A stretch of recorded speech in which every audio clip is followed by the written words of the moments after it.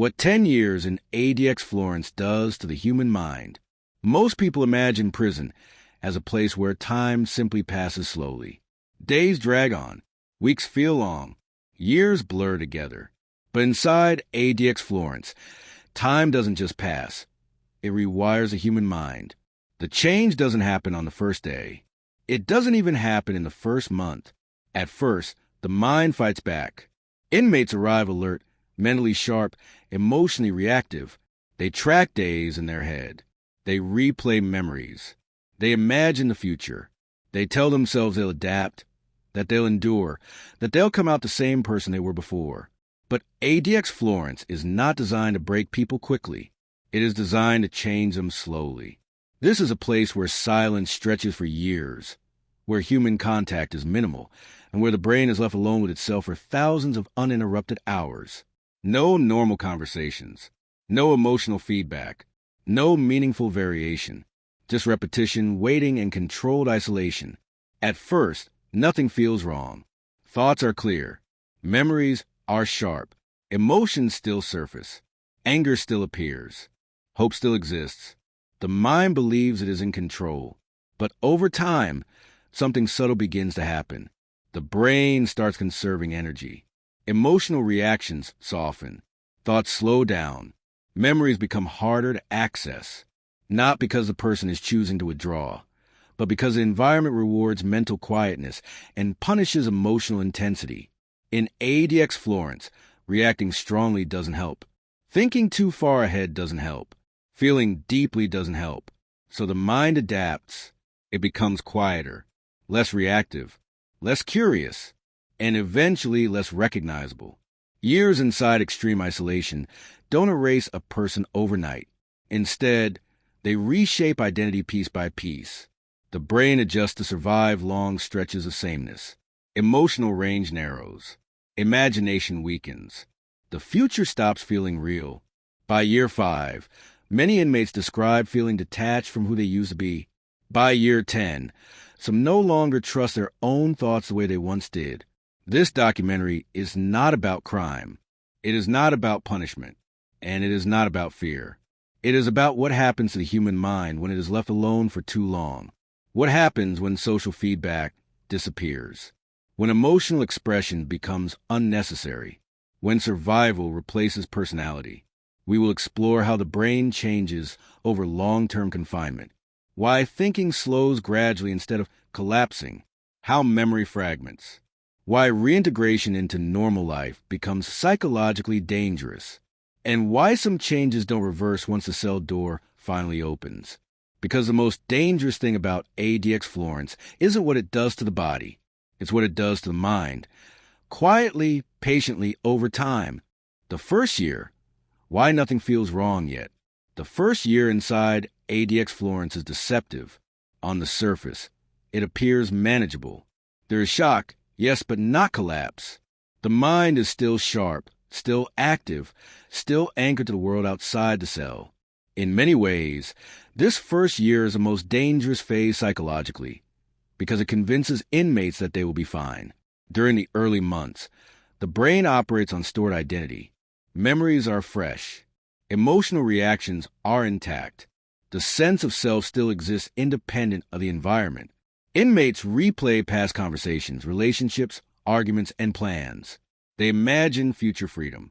They rehearse who they will be when they leave. This mental activity acts as insulation. The mind tells itself, this is temporary. I'm still me. At this stage, isolation feels like a challenge rather than a threat. Many inmates believe the hardest part is simply boredom. They pace, exercise, read, think, and plan. Time feels slow, but it still feels measurable. Days are counted mentally. Weeks are tracked through routine. The brain remains outward-facing, scanning memories and projecting forward. Psychologically, this is a period of cognitive resistance. The mind actively fights the environment by staying busy internally. It creates narratives, revisits the past, and constructs imagined futures. This is not denial. It is a survival mechanism. The brain assumes that if it can maintain continuity, identity will remain intact. ADX Florence does not disrupt this immediately. In fact, The system allows this phase to exist. There is no rush to break the mind, no immediate psychological collapse. The environment remains stable, predictable, and quiet. That stability creates a false sense of control. Inmates learn the rules. They adapt to the schedule. They feel mentally capable. This is why the first year often produces confidence. Inmates think, I can do this. But something important is already changing beneath the surface. The human brain is deeply social. Even without conscious awareness, it relies on feedback from others to regulate emotion, attention, and identity. Facial expressions, tone of voice, disagreement, validation, these are not luxuries. They are cognitive inputs. Inside ADX Florence, those inputs disappear. At first, the absence doesn't hurt. Memories substitute for interaction. The brain uses stored experiences to simulate connection. It replays voices. It imagines responses. It fills the silence. But the brain cannot do this indefinitely. Over time, internal simulation becomes exhausting. Another subtle shift occurs in the first year. Emotional compression. Emotional reactions still exist, but they are no longer reinforced. Anger has nowhere to go. Humor has no audience. Sadness receives no acknowledgement. Without feedback, emotions lose momentum. This does not feel like numbness yet. It feels like emotional efficiency. The mind begins to shorten emotional responses automatically. Strong reactions fade faster. Thoughts resolve more quickly. The brain starts conserving energy, even though the inmate is unaware of it. At the same time, the environment rewards emotional neutrality. Inside ADX Florence, emotional expression provides no benefit. It does not change outcomes. It does not speed time. It does not improve conditions. Over months, the brain begins to associate emotional intensity with wasted effort. So it adapts. This adaptation is quiet. There is no moment where the inmate realizes, I'm changing. Instead, the mind subtly adjusts its baseline. It reacts less. It expects less. It narrows its focus to the immediate present. The future is still imagined, but less vividly. Memory is still accessible, but less emotionally charged. The self still exists, but more internally than socially. Another hallmark of the first year is mental self-talk. Inmates talk to themselves internally to maintain orientation. They narrate the day. They create mental schedules. They replay arguments or rehearse conversations they will never have.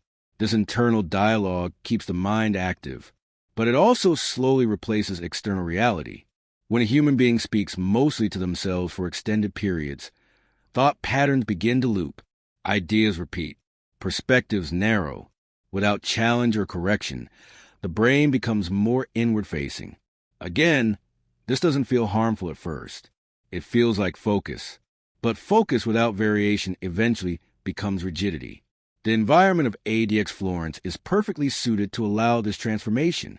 There are no sudden changes to interrupt internal patterns. No social friction. No novelty.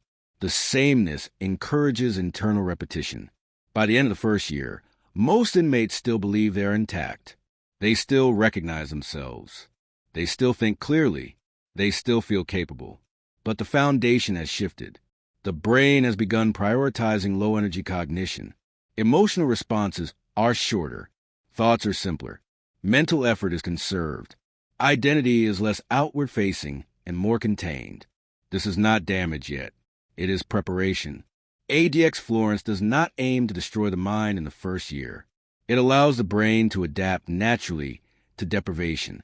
And that natural adaptation is far more powerful than force. Because once the brain learns to survive quietly, it becomes vulnerable to long-term change. By the end of the first year, the inmate has not lost themselves, but they have stopped reinforcing who they were. And that is where the real transformation begins.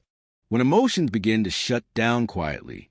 The second year inside ADX Florence is when change becomes noticeable, but not in obvious or dramatic ways. There is no sudden collapse, no clear breaking point.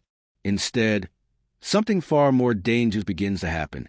Emotions start turning down their volume. By this stage, the inmate has already adapted to the environment. The schedule is familiar. The silence is expected. The isolation no longer shocks the nervous system. What once felt extreme has become routine. And it is precisely this normalization that allows deeper psychological shifts to take hold. In the first year, emotions still arrive with force. Anger flares. Frustration spikes. Hope rises and falls. In the second year, those emotional spikes become rarer. Not because life has improved, but because the brain has learned that strong emotion is inefficient. Emotion requires energy. Inside ADX Florence, energy is something the brain learns to conserve. Without social interaction, emotions have nowhere to go. There is no face to react to, no voice to respond, no shared moment to anchor feeling. A surge of anger cannot be released through argument. Sadness cannot be softened through empathy. Joy cannot be amplified through shared experience. So the brain begins to shorten emotional cycles. Anger still appears, but fades faster. Sadness still emerges, but dulls quickly. Hope still exists, but feels distant and abstract. This is not emotional numbness yet. It is emotional compression. The mind learns to experience less intensity because intensity serves no purpose in the environment. Over time, the brain associates emotional restraint with stability. Calm becomes a default not through discipline, but through adaptation. This process happens quietly. Most inmates do not notice it at first. They don't think, I'm losing my emotions. Instead, they think, I'm handling this better than I expected. The emotional shutdown feels like progress. In reality, it is a survival response. Neuroscience shows that the brain constantly evaluates which responses are useful. In an environment where emotional expression does not change outcomes, the brain gradually suppresses it, not consciously, automatically. This suppression changes how inmates relate to memory. Memories still exist, but they become emotionally flatter. Events in the past feel factual rather than vivid. Loved ones are remembered, but without the same emotional pull.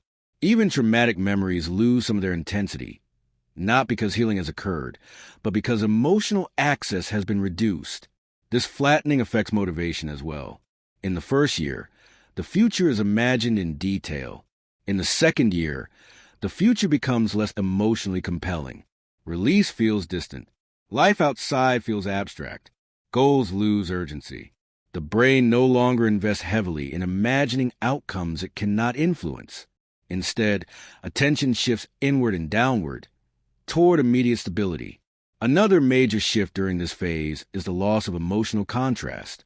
Outside prison, life is defined by emotional variation. Stress is followed by relief. Loneliness is followed by connection. Inside ADX Florence, emotional contrast disappears. Days feel emotionally similar. Without contrast, emotions blur together. The brain struggles to distinguish one emotional state from another. Everything feels muted, steady, and flat. This creates a strange psychological state where nothing feels unbearable, but nothing feels meaningful either. For many inmates, this is when they stop feeling like time is moving forward. Days no longer feel long or short. They simply happen. Emotional engagement with the passage of time weakens. The mind stops marking moments as important. This emotional flattening also alters moral reasoning and self-evaluation. Without emotional feedback, the internal voice that evaluates behavior becomes quieter. Shame dulls. Pride fades. Guilt becomes distant. These emotions normally guide behavior and identity. When they weaken, self-concept begins to erode. The inmate still knows who they are, but feels less connected to it. At the same time, emotional detachment can feel protective. Pain is less sharp. Loneliness is less intense. Anxiety is reduced. Many inmates describe this phase as mentally easier than the first year.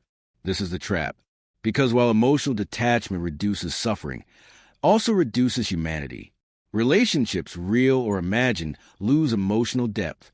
The inmate may still think about family, but the emotional pull weakens. Love becomes conceptual rather than felt. This distancing makes long-term separation survivable, but at a cost. Another subtle change occurs in decision-making. Emotions play a critical role in choice. They signal importance, urgency, and risk. As emotional intensity declines, Decision-making becomes slower and more passive. The inmate is less likely to act on impulse, but also less likely to act at all. Choices feel neutral. Nothing feels worth the effort. This mental state aligns perfectly with the structure of ADX Florence. The environment rewards emotional neutrality and punishes intensity indirectly. The inmate becomes easier to manage, not because they're controlled, but because they have adapted. By the end of the second year, many inmates no longer describe themselves as angry or hopeful. Instead, they describe themselves as calm, even, or steady. These words sound positive, but they often mask a deeper loss, the loss of emotional richness. This phase marks a turning point. The mind has stopped resisting the environment and started reshaping itself to fit it. Emotional shutdown is not complete, but it has begun. The brain has learned that feeling less is safer than feeling deeply. And once that lesson is learned, it becomes difficult to reverse. Because emotions are not just reactions, they are signals of identity. When they weaken, the sense of self weakens with them. By the end of the second year, the inmate is still functional, still thinking, still aware, but something essential has begun to fade. And in the years ahead, the effects of that fading will compound. Memory, thinking speed, and the slow erosion of identity. By the third phase of long-term confinement inside ADX Florence, the change is no longer just emotional. It becomes cognitive. This is where inmates begin to notice that their minds do not work the way they used to. And for the first time, that realization is unsettling. The shift is not dramatic. No moment of panic. No sudden confusion. Instead, thinking becomes slower, memories feel less accessible, and identity begins to loosen its grip. Not because it's taken away, but because it is no longer reinforced. The human brain depends on stimulation to maintain sharpness. New conversations, unfamiliar environments, challenges, and emotional interactions constantly strengthen neural pathways. Inside ADX Florence, those inputs disappear. What remains is repetition, silence, and internal dialogue. Over time, the brain adapts by reducing activity that is no longer required. This is not brain damage. It is cognitive downsizing. The brain begins prioritizing efficiency over depth. Thoughts shorten. Mental effort decreases. Complex thinking becomes tiring. This shift happens gradually, often unnoticed at first, until inmates realize that tasks which once felt effortless now require concentration. Reading takes longer. Writing feels heavier. Recalling details becomes inconsistent. Memory does not vanish, but it fragments. Events from the past no longer arrive as full scenes. They come in pieces. Faces blur. Timelines distort. Emotional weight is missing. A memory might exist, but it no longer feels connected to the person remembering it. This disconnection is critical. Memory is one of the main anchors of identity. Who we are is built from remembered experiences, emotions, and relationships. When memory loses clarity and emotional depth, identity weakens, not through force, but through neglect. Inside ADX Florence, memories are rarely refreshed. There are no new shared experiences to strengthen old ones. No conversations to revisit the past. No emotional reinforcement. Over time, the brain stops prioritizing detailed recall because it serves no immediate function. Memories flatten into facts. I had a family. I lived somewhere else. I used to feel different.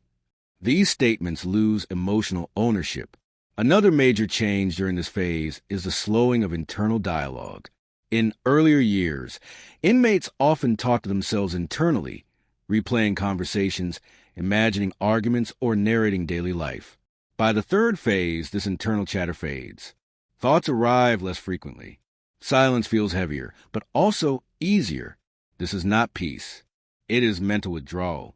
The brain has learned that excessive thinking consumes energy without reward. Without stimulation or feedback, cognition becomes minimalistic. The mind no longer explores ideas. It maintains stability. This affects problem-solving ability. When faced with challenges, inmates may struggle to think creatively or flexibly. Instead, they default to familiar patterns. This rigidity is not stubbornness. It is a byproduct of long-term mental conservation. The mind becomes narrower, quieter, and less adaptive. One of the most disturbing aspects of this phase is identity diffusion. Inmates begin to describe themselves less in personal terms and more in situational ones. Instead of I am a father or I am a worker, identity becomes I am here or I exist in this routine. The self becomes contextual rather than personal. This happens because identity is normally reinforced through interaction. Outside prison, we are constantly reminded who we are through how others respond to us. Inside ADX Florence, that reinforcement disappears. Over time, the mind stops rehearsing identity because it is no longer externally validated. This leads to a strange internal experience. Inmates may feel emotionally stable but mentally hollow. They are not distressed, but they are not grounded either. Thoughts feel distant. Self-reflection becomes shallow. The idea of who I used to be feels abstract. Some inmates describe this phase as feeling like they are watching themselves think rather than actively thinking. Time perception changes again here. Without strong memories forming, days and weeks disappear from recall. Entire periods of time feel missing when looking back. The brain compresses long stretches of monotony into small mental space. This creates the illusion that time has moved faster, even though it felt endless while being lived. This compression makes long-term confinement especially dangerous psychologically. When large portions of life fail to register in memory, a person may feel as though they have lost years without realizing it. The erosion of identity also affects emotional ownership. Inmates may still experience emotions, but they feel detached from them. Anger arises but feels distant. Sadness appears but lacks narrative. Joy is rare and muted. The mind no longer organizes emotion around a story of self. This stage is often misunderstood by observers. From the outside, inmates may appear calm, cooperative, and stable. Internally, however, something critical has weakened. Continuity of self. The person is still alive, still functioning, but less connected to their own history, values, and identity. This is why reintegration becomes so difficult later. A person whose thinking has slowed, whose memory is fragmented, and whose identity has eroded does not simply resume life when released. They must rebuild cognition, emotion, and self-concept from a weakened foundation. By the end of this phase, inmates are no longer resisting the environment psychologically. The environment has become internalized. The mind operates at a reduced bandwidth, conserving energy, avoiding depth, and maintaining equilibrium. Survival has replaced expression. And this sets the stage for the most dangerous transformation yet, when returning to normal human life becomes psychologically overwhelming rather than liberating. Why returning to normal life becomes mentally dangerous. By the time an inmate reaches the stage of long-term confinement, the greatest threat is no longer the prison itself. It is the outside world. This is one of the most misunderstood consequences of extended isolation inside ADX Florence. Most people assume that release is relief, that freedom instantly restores a mind. In reality, for individuals who have spent years adapting to extreme control and sensory deprivation, normal life can feel mentally overwhelming, destabilizing, and even frightening. The danger lies in contrast. Inside ADX Florence, the brain learns to function within narrow boundaries. Sensory input is limited. Emotional demand is minimal. Decisions are few. Social interaction is almost non-existent. Over time, the mind becomes calibrated to this low-stimulus environment. It does not feel deprived anymore. It feels normal. Normal life, by comparison, is chaotic. Sounds overlap. People speak unpredictably. Facial expressions change rapidly. Choices appear constantly. Conversations move fast. Emotions fluctuate. Time feels unstructured. For a brain that has spent years conserving energy and limiting engagement, this sudden expansion of stimuli is not liberating. It is overwhelming. This is where psychological danger begins. Many former inmates describe feeling anxious or disoriented in public spaces. Grocery stores feel loud. Streets feel fast. Conversations feel mentally exhausting. The brain struggles to process simultaneous inputs because it has not needed to for years. This is not weakness. It is neurological adaptation. The brain rewired itself for survival in confinement.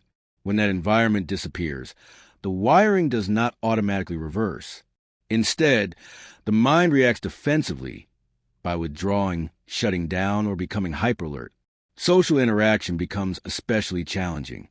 During long-term isolation, the brain loses practice reading facial cues, managing conversational flow, and responding emotionally in real time. Inside ADX Florence, silence is safe. Outside, silence is socially uncomfortable. Former inmates may pause too long before responding. They may struggle to find words. They may misinterpret tone. Emotional nuance feels difficult to decode. As a result, social interactions can trigger anxiety rather than connection. This leads many individuals to avoid interaction altogether. Another major challenge is decision fatigue. In ADX Florence, choices are minimal. Wake, eat, move, wait, sleep. Everything follows structure. Upon release, even simple decisions, what to wear, where to go, how to spend time, require cognitive effort. For a mind accustomed to external control, this sudden demand for autonomy feels heavy. Choices no longer feel empowering. They feel risky. This can lead to paralysis, avoidance, or dependence on rigid routines to recreate a sense of safety. Some former inmates structure their days excessively. Others isolate themselves to reduce stimulation. The freedom they imagine becomes something they must manage carefully rather than enjoy. Memory and identity issues compound the problem. By this stage, memory fragmentation and identity erosion are already present. When returning to society, former inmates may struggle to reconnect with who they were before incarceration. Relationships feel distant. Past experiences feel disconnected. The person they used to be feels like a stranger. This creates an identity gap. They are no longer who they were before prison, but they do not yet know who they are outside of it. This uncertainty can be deeply unsettling. Emotional responses also lag behind reality.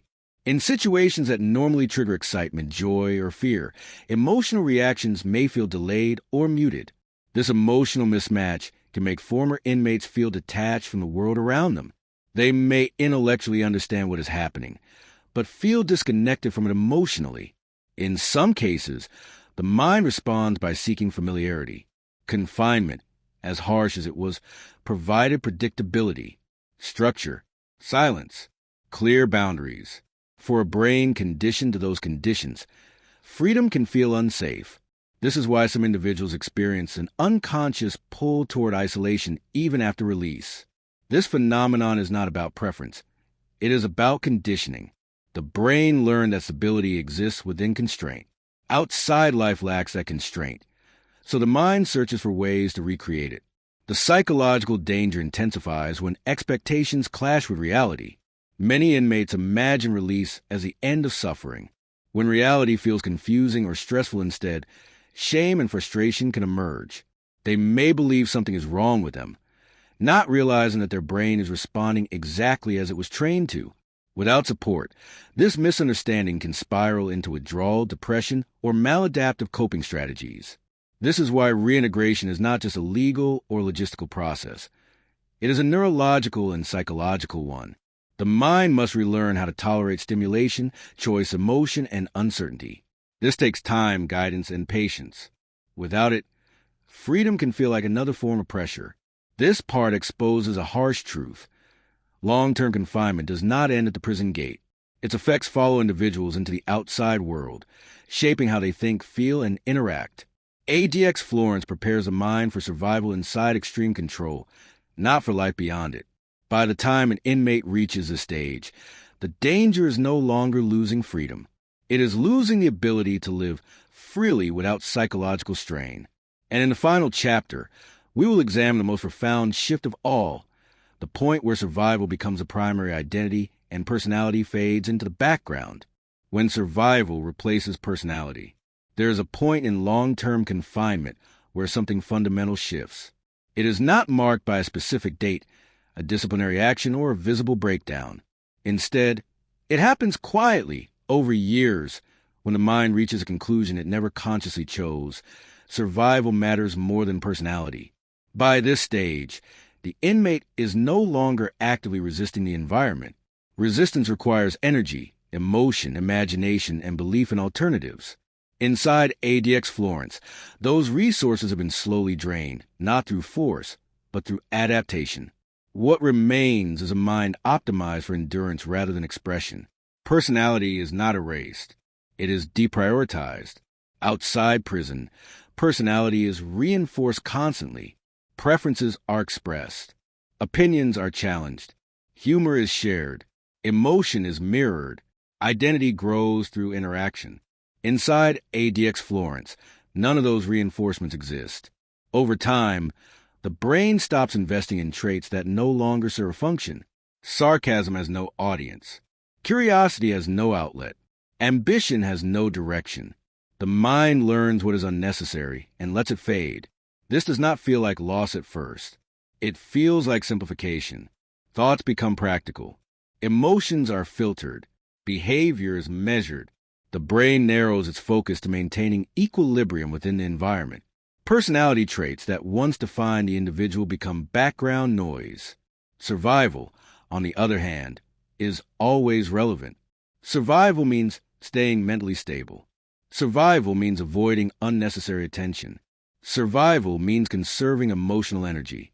The mind reorganizes itself around these priorities. This shift is reinforced daily. The environment rewards predictability, quietness, and emotional neutrality. There is no benefit to standing out, no advantage to expressing individuality. Over time, the brain internalizes these rules. Personality becomes something remembered rather than lived. Many inmates at this stage describe feeling neutral most of the time. Not happy, not sad, not angry, just present. This neutrality is not emptiness. It is containment. The mind has learned to operate within a narrow emotional range because that range is safest. This has consequences. When personality fades, decision-making changes. Choices are no longer guided by preference or passion, but by safety and predictability. The question shifts from what do I want to what keeps things stable. Over time, even internal preferences weaken. Food tastes less distinct. Music loses emotional pull. Memories no longer provoke strong feelings. The mind becomes quieter, but also flatter. Identity at this stage is fragile. Inmates may struggle to describe who they are beyond their immediate situation. Labels like father, artist, leader, or dreamer feel distant. The self becomes situational rather than narrative. I exist here. I follow the routine. I get through the day. This is not resignation. It is adaptation. The brain has learned that long-term survival requires minimizing internal conflict. Strong desires create frustration. Strong emotions consume energy. Strong identity invites comparison with what has been lost. So the mind softens everything. This stage is particularly dangerous because it is stable. There is no crisis to trigger intervention. From the outside, the inmate appears calm, compliant, and functional. Internally, however, something essential has been set aside. Personality does not vanish. It goes dormant, and the longer it remains dormant, the harder it is to recover. When release eventually becomes possible, individuals at this stage face a profound challenge. Survival mode thinking does not translate well to open environments. Society expects expression, choice, opinion, and emotion. The survival-trained mind struggles with these demands. The question, who am I now, becomes difficult to answer. Some former inmates report feeling like observers in their own lives. They move through the world cautiously, avoiding emotional engagement.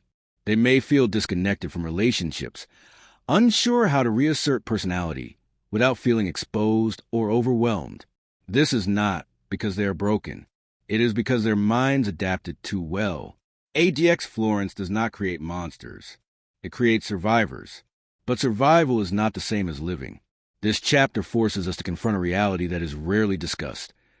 Extreme confinement reshapes identity by teaching the brain what to discard. Over time, the mind lets go of anything that does not directly contribute to endurance. What remains is a quiet, efficient system, capable of surviving almost anything, but disconnected from much of what once made life meaningful. This is the final transformation, not collapse, not madness, but reduction. And once personality has been reduced to survival, rebuilding it requires time, support, and relearning what it means to be human in a world that no longer feels predictable. This is why the impact of ADX Florence does not end with release. The prison leaves its mark not on the body, but on the priorities of the mind. By the time someone has spent 10 years inside ADX Florence, the most important question is no longer what they did to get there. The real question becomes what the place has done to them. This documentary was never about crime, punishment, or spectacle. It was about transformation, specifically the kind that happens quietly, without headlines, without witnesses, and without obvious damage. The kind that reshapes the human mind not through force, but through time.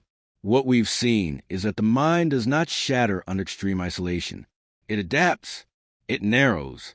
It conserves. It learns what to let go of. At first, that adaptation looks like strength, emotional control, mental endurance, calm under pressure. But over years, those same adaptations begin to hollow something out. Emotions flatten. Memory loses texture. Identity becomes situational rather than personal. Personality steps aside so survival can take over. This is the part that is hardest to understand from the outside. There is no dramatic breaking point. No single moment where everything collapses. Instead, there is a slow trade. Expression for stability, curiosity for safety, personality for endurance. And once that trade is complete, the effects do not disappear when the door finally opens. Re-entry into normal life is not a return. It is a collision. A mind trained for silence is suddenly flooded with noise. A brain shaped by routine is overwhelmed by choice. A personality placed on pause is expected to reappear on command. For many, this is the most dangerous phase of all. Not because freedom is harmful, but because the mind is no longer calibrated for it. ADX Florence does not just confine people. It teaches the brain how to survive under extreme control. And survival, once learned deeply enough, becomes hard to unlearn. This raises uncomfortable questions, not about justice, but about cost, not about safety, but about consequence. What does it mean when a system succeeds so well at control that it permanently reshapes the human mind? And what responsibility exists once that control ends? Understanding this is not about sympathy. It is about awareness. Because the psychological forces explored here, emotional shutdown, identity erosion, cognitive slowing, are not exclusive to prisons. They reveal how environments shape behavior, how isolation changes thinking, and how humans adapt when stripped of feedback, choice, and time. ADX Florence is simply the most extreme example. In the end, the most powerful lesson is this. Human beings are incredibly resilient, but resilience comes at a price. When survival becomes a priority for long enough, something else always pays the cost. And that cost is often invisible. Thanks for watching. Like, share, and subscribe.